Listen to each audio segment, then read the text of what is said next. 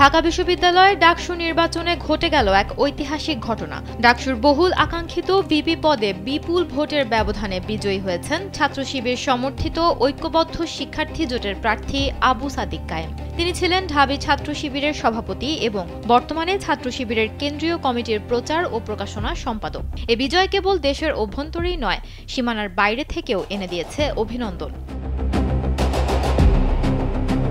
পাকিস্তান জামায়াতে ইসলামী এ বিজয়কে স্বাগত জানিয়ে শুভেচ্ছা বার্তা দিয়েছে। বুধবার তাদের অফিসিয়াল ফেসবুক পেজে প্রকাশিত এক পোস্টে তারা জানায়, বাংলাদেশে এক নতুন ইতিহাসের সূচনা হয়েছে। তারা আরও উল্লেখ করে, আলহামদুলিল্লাহ, দেশের সবচেয়ে বড় বিশ্ববিদ্যালয়ের ছাত্র সংসদ নির্বাচনে ইসলামী ছাত্র শিবির পূর্ণ প্যানেলে বিপুল ব্যবধানে জয়লাভ করেছে। বাংলাদেশের ইতিহাসে এটা প্রথমবার ঘটল।